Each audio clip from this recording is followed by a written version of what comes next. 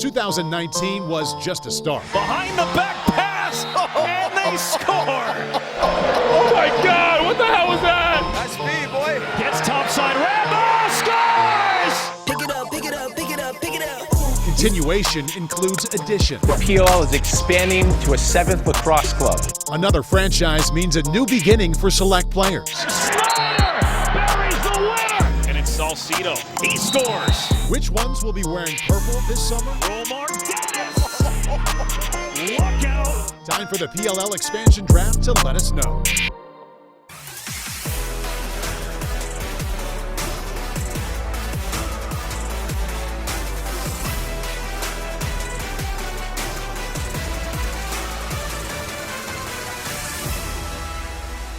Welcome inside our NBC Sports studios and to the beginning of the Premier Lacrosse League's second season. Season number 1 ended back in September with the Whipsnakes on top of the 6-team league. Whoever earns this seed this coming fall will be the champion of a 7-team league. The Waterdogs are the PLL's newest team. They already have very cool colors and, as you can see, a pretty awesome logo. They also have a head coach who's with us here today, but they don't have a roster. That will change today. For 18 players, every game will become a revenge game after they are selected in this expansion draft. And here's how it will work.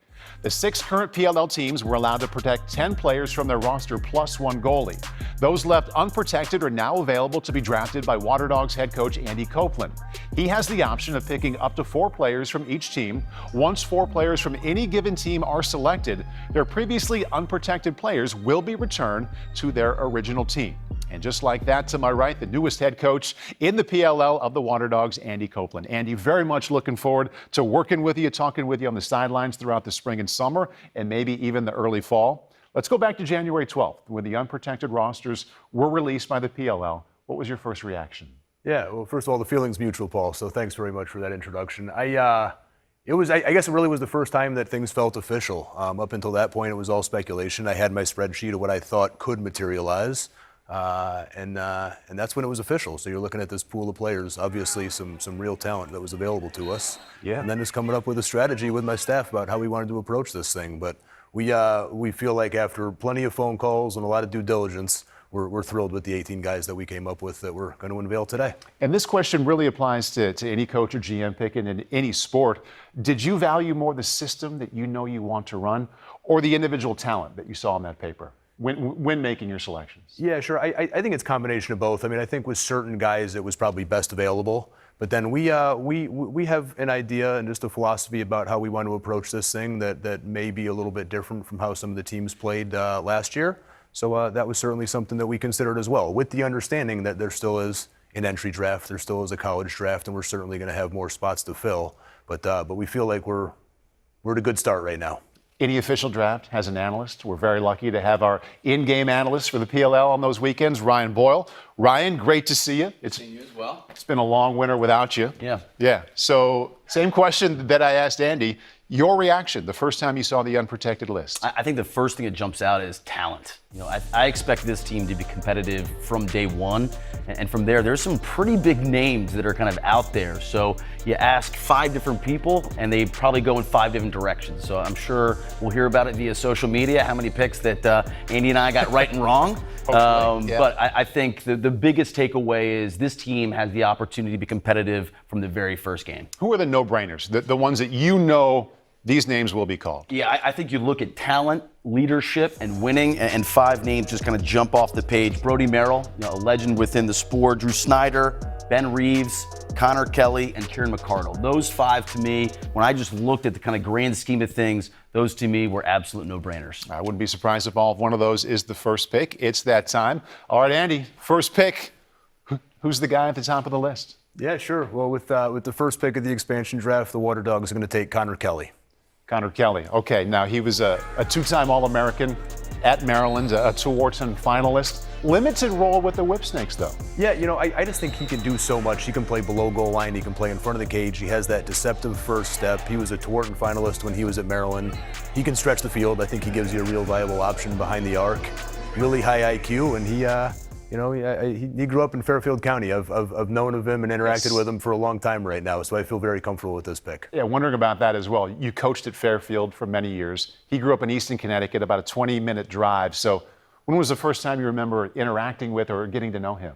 He used to work some of our camps during the summer when he was a little rugrat and trying to just give back to the lacrosse community. But he's a great kid, great family, and we're excited to have him and be able to build with him and build around him.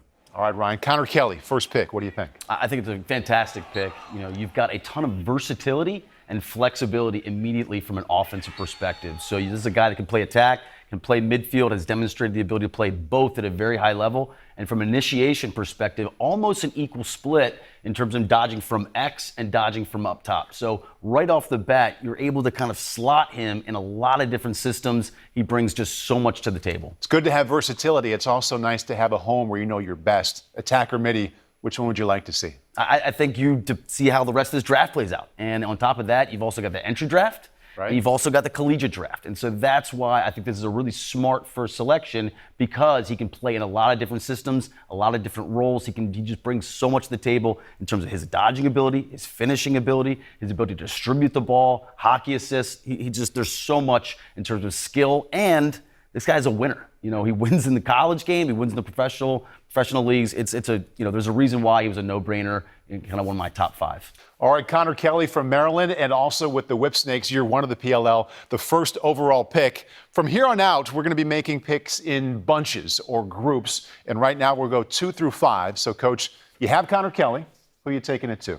Yeah, sure. At number 2, we're going to take Christian Cuccinelli, which gives us another kind of attack/midi hybrid. I think he's a matchup nightmare.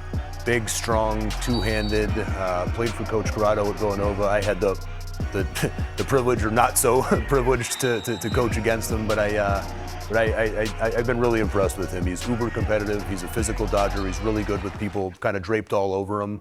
High IQ guy. Feel really good about Christian. And familiarity having a lot to do with who you took at 1, and also at number 2, no surprise. How about 3? 3, we picked Brody Merrill. So he was in Ryan's top 5, and rightfully so. I mean, he's on the Mount Rushmore of lacrosse greats. He's spectacular, and I think he gives us that necessary experience.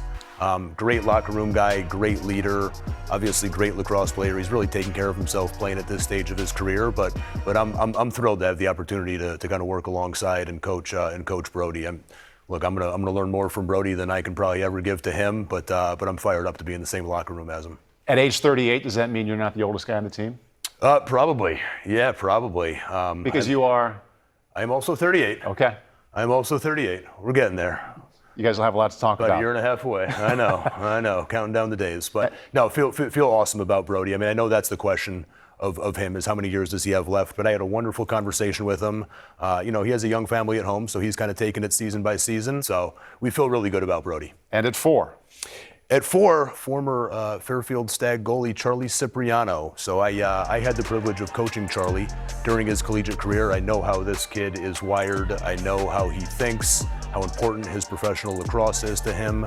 I think Charlie is a winner. He's a great locker room guy, uber competitive, and I think Charlie's a starter in this league. For those who are wondering about Jack Kelley, and maybe he was the best available goalie, how do you respond to that? Yeah, Jack is terrific. There's no doubt about it. I mean, you can argue before the ACL injury, he was one of, if not the best goalie in the world. So I spoke with Jack. We actually just texted very recently. I think the world of him, and honestly, there's nobody in the lacrosse world who's not rooting for him and rooting for a guy like Jackson Place, who we share the same alma mater in Bucknell. And there's nobody in the lacrosse community who's not rooting for those guys to get fully healthy and cleared medically. But I didn't want to come out of this expansion draft today doing the whole I don't know thing. Sure. And there was just a little bit of uncertainty there, and I feel really good about Charlie. And I understand if it's somebody else in this situation who maybe doesn't know Charlie as well as I do, maybe you're looking differently at that position. But I'm a buyer of Charlie Cipriano. I think people are gonna recognize that this summer. Bringing us to number 5. Sure. At number 5, we take Ben Reeves out of Yale, who was a Thornton winner from a couple years ago. And again, I know it's kind of a broken record, but one of these attack midi kind of hybrid guys who can play below goal line or in front of the cage. Really athletic, lefty, stretch shooter, high IQ. He's a Yale guy, so he's a bright guy, has good instincts and intuition, kind of understands offensive flow and offensive systems. And I think opponents trying to defend some of those guys that we talked about thus far could have a hard time. It's a little bit of a pick your poison type situation. Interesting prospect in the sense that he's also very serious about medical school. What kind of conversations did you have with him about the balance between what he's doing there and playing for you? Yeah, sure. Again, it's just a very honest and transparent conversation. I mean, we'd heard all those grumblings kind of going into draft time, and I've known Ben we're both Section 5 guys out of Rochester, New York, so I've known Ben for a long time and competed against him, been very, very impressed with just everything that he's all about. So he has assured us that he's all into the PLL here, at least for the short term. I don't know that he has a 12-year professional career, as he obviously has some other stuff going on, but I also think the juice is worth the squeeze here. He's a special one. All right, Andy, thank you. Ryan, selections 2 through 5. What comes to mind? I think let's just start with the latest one, Ben Reeves, and to borrow maybe an NBA kind of analogy. This is a guy that I just think needs his own team. You look at them, look at Ben last year with the Whip Snakes. He and Matt Rambo kind of occupying a lot of the same area on the field. There just wasn't enough space for the two of them to coexist. Hence the push for him to midfield. I mean, other coaches, Paul, joked, like, you have a Twarton winner, attackman coming out of the box. Like, are you serious? So he just brings so much to the table in terms of that versatility that we talked about. He's only one of 5 players to score from X, the left wing, and up top. So more flexibility, more versatility for the Waterdogs offensively. And you've got a Twarton winner and another national champion kind of on your roster. Building a defense around 38-year-old Brody Merrill. What do you think? I polled every one of the other coaches, and to a man, they were like, yeah, I'd take Brody. And this is really going to sting, for Coach Towers. I think fortunately for him, he's got Johnny Surdick to kind of insert in the starting lineup. But, other coaches were joking, like, I don't care if he dresses. I'd have my assistant coach. Right. So I think this is instant credibility, instant respect. You've got your culture. You've got your locker room. And then we talk about his leadership. In terms of statistically, this is a top half defense, and opponents shot 28% in terms of their assisted shots. That was very best in the PLL. And that speaks to Brody's ability to organize a defense off ball. That's what he brings to the table. That's what that kind of elder statesman, that organization, that leadership, that's the tangible effects on the field. All right, so far, Andy, you've gone to chaos twice for defense, if you include the goalie there, and Cipriano, and also twice to the whips for offense, bringing us to pick number 6. Yeah, well, in pick number 6, we're going to go back to the chaos. We're going to take Kyle Mclatchy. So feel really good about him just athletically. I mean, I know Coach Towers played him in kind of a defensive midi role. And I totally get it. I mean, his first midfield was completely loaded there, so asked him just to do the half-field defense and then use his speed and athleticism to try to create a little bit of transition, which those guys early on in the season last year did better than anybody. So Kyle is a lockdown defenseman. He also, if you look at his Albany career, he had 125 points. So, I think he can do much more than just kind of play that defensive transition type role, and we may ask that of him. But I love his personality, just an understated guy who's a total winner. Half of your picks right now from the chaos. Have you called Andy Towers to thank him? Yeah, I mean, I was trying to get an exemption from the league, try to expand that cap at 4. I would have taken 10 if we could, but no, he's done a great job there. He's still got a lot of talent coming back, so we're not going to feel bad for Towers. All right, we're up to 7. Yeah, sure. With pick number 7, we're taking Kieran Mcardle, who's an attackman from the Atlas squad. He's a guy I think really highly of. Obviously followed his college career at St. John's and what he's done professionally and at the NLL. And he's an old school, like tough Long Island guy is how I describe him. But he can get to the rack. He's really athletic. Just kind of like an effortless runner. I think he has exceptional vision. And when you kind of pair him with maybe a couple off-ball minded middies that we'll be selecting here in a little bit, I feel like there could be some instant cohesion there. And that brings us to number 8. With pick number 8, we're taking Brian Carroll Lunes. He's a Villanova guy. I'm pretty friendly with Mike Corrado down there, and Coach Corrado still calls Brian the best player ever to play at Villanova. So that's obviously high praise from a guy who's been around a long time. And I spoke with Brian for 20 minutes on the phone, and it's a couple upstate New York guys talking and kind of connecting, and I love everything that he's all about, just as a high motor, super competitive guy who wants to be doing this for another 10 years. And I really feel good about Brian. I think he hasn't lost a step, and he can create some havoc in the middle of the field. He's got an exceptional stick, and he's another one of these kind of seasoned, experienced defensemen that I think can be really valuable systematically. All right, Andy. Pretty good variety there. Yeah. Like 6 through 8, midi, attack, and also D. I think you look at Mcclatchy, he led all short stick defensive midfielders in assists last year. So what now in this two-way role with the Waterdogs, what does that unlock for him offensively? And Coach Copeland, spoke about his career at Albany. you start to now see exactly kind of the method behind the madness in some of these picks. That's a two-way guy, can get up and down, go from defense to offense, and then you've got your kind of pure offensive guys that are kind of attack midfield, that versatility. The pick for me that jumps out here is BK, Carroll Lunes. I had him 8th as well, so in terms of overall ranking, and he gets selected in that slot. This is a real veteran. This is a real pro. This is somebody that's going to cause a lot of havoc, can really shut down the other team's top midfielder. He's a real stalwart defensively, so love that pick. Getting to the halfway point here. Selection number 9, Coach. What are you thinking? Yeah, sure. With pick number 9, we're taking Ben Mcintosh, and Ben is exactly who I was just referencing with some of these off-ball midfielders. I think he's exceptional in that role.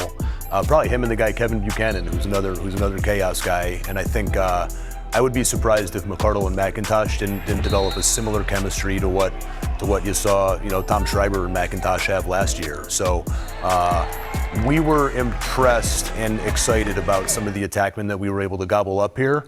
And I think, because we'll probably have a little bit of that presence below goal line, we didn't need all dodging offensive players. You needed to go ahead and complement yourself with some off-ball guys who just are really high IQ guys and don't play with an ego and are willing to throw singles and move and work away from it. And I think Ben fits that to a T. Looking at my list here, you talk about a lot of the attackmen available out there and the talent. Some pretty good ones still on the list as we're now up to number 10.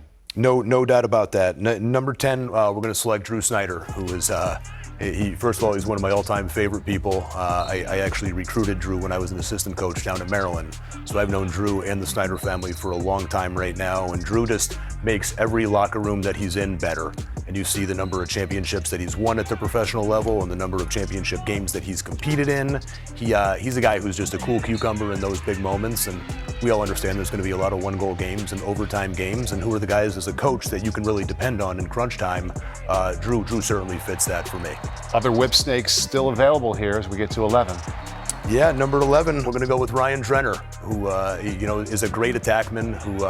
It's been fun for me because I competed against him when he was at Towson, and the role that he played at Towson versus kind of how he's evolved professionally is a little bit different. But I think that speaks to his versatility and his IQ. And again, you can move him around within the framework of your offense. And last year when he was playing alongside Rambo, they kind of moved him in front of the cage. He played a little bit more of an off-ball role, but I think he's also a two-handed dodger who can get to the rack and who can really put some pressure on defenses off the dodge. So we feel really good about Ryan. He loves lacrosse. He loves competing. You see the number of kind of game-winning goals that he had last year. That's not random. Only 11 selections in. You're already through your whip snakes allotment. That's 4 whips. So as we get to 12, it's going to have to be from another team. Yeah, we're going to move away from the whip snakes. They'll be off the hook here. But with number 12, we're going to go pick Noah Richard from the Atlas. And totally understand them taking and protecting Kyle Hartzell. He's obviously a special player.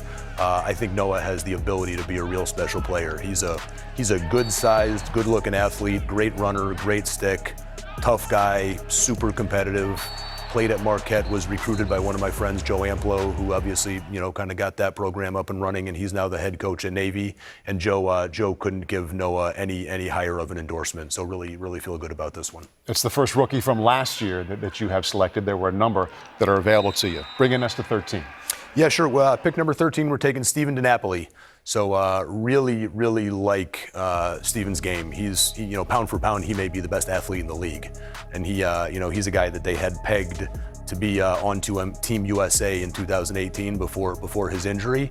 But we feel like he's finally healthy. When I spoke to him, he said this summer he's going to be finally playing without the brace, so kind of open him up a little bit. And I think he is a special short stick D-mid. And if you just look at some of the protected rosters, kind of the premium that some of those coaches put on that D-midi position, it's obviously an important one.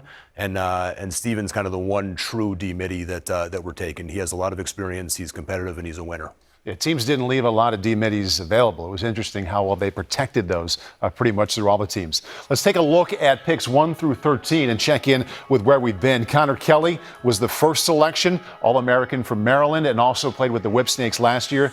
Defense at 2 and 3, and then it's been mostly offense since then, certainly offensive heavy. And as we talked about a moment ago, no more whips available. 4 have been selected.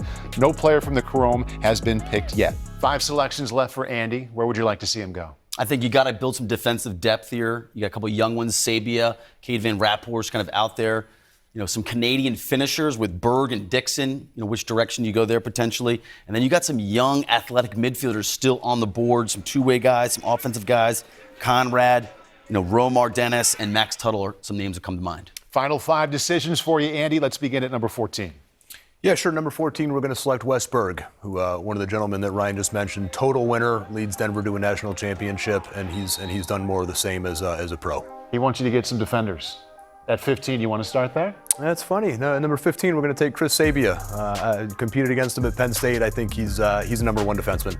He can cover the small, little, undersized, quick guy and the big bully. So he's just versatile, and he gets it done. All right, another rookie selected last year, playing for the first time in 2019. Plenty of good first-year players still out there to take. Yeah, number 16, we're going to gobble up Ryan Conrad. So obviously followed his career, leading Virginia to a national championship, and then kind of the limited role that he played a little bit last year. But Swiss Army knife, does it all, really athletic. We'll find a role for him. And 17. At 17, we're going to select Danny Ipe. So Danny is the fastest guy in the league for the All-Star weekend there, where he edged out Brent Adams, who I coached for 4 years at Fairfield, and I know the type of athlete that Brent is. So Danny to be in that category there too, I think he gives us a lot of options. And your final pick at number 18. Yeah, final pick, we're going to take Drew Simino. So face-off guy who played and had a wonderful career up at Nazareth, and look, I think he's the real deal. I mean, he's a 44% guy last year, but he's going against the world's best face-off guys, and he was kind of in that secondary role to Connor Farrell. I think Drew, with the spotlight on him, I think is even better than that. Okay, there it is, 1 through 18. Ryan, your first reaction to the Waterdogs roster and how it compares to your knowledge of the rest of the league. I think my biggest takeaway is, Coach Copeland saying, I want a roster that I can walk away with today. And I think that approach, he kind of nailed in terms of positional breakdown. I think also you just have to have an eye towards the entry draft and the collegiate draft in terms of where you can kind of fill in the blanks and where some talent's coming out. So I think job well done in terms of kind of walking away with that. Me personally, it's really easy from a media member to say this as opposed to the guy that's actually had to coach the team. Maybe a few big swings, for me, maybe Jack Kelley. Like, I think that risk is worth the reward. Maybe ditto with Curtis Dixon. Just kind of why not? Let's kind of go for this. And I think league-wide, in terms of face-off guys, I was kind of surprised, after the top 2, I think the rest kind of fall into this kind of big kind of middle chunk, and that was something that I think could have been addressed maybe at the collegiate draft specifically. So those are my kind of major takeaways. And I know you'll be quite ready for that collegiate draft. We look forward to your calls of all the games throughout the spring, and we'll see you back here for the college draft here in a couple of months. What's next for you, Andy? I mean, you now have 18 players. You've known for a while who those 18 were going to be, but on your checklist as you get ready for the season, what do you have after this draft? Yeah, sure. I mean, the next is just to make sure that we're prepared for the entry draft. So 2 rounds of the entry draft, and then I think we'll have another 5 picks just to catch us up to the rest of the teams there. So we have to be very strategic there. We know where maybe some of our, I don't want to call them holes, but some of the things that we need to go ahead and continue to work through. And then it's the college draft. It gives us a fun reason to stay connected to the college game and watch those seniors perform this spring. It's a loaded senior class, so a couple more big drafts coming up that we'll make sure we're equally as prepared for. Yeah, a little detail there as we say goodbye and what's coming up with those drafts. We're very much looking forward to what's coming on March 16th. That is the entry draft and the college draft. It's going to be fun every year. It's going to be especially fun this year. Tremendous talent across the board. You can see that from right here inside this studio. That'll happen on April 21st.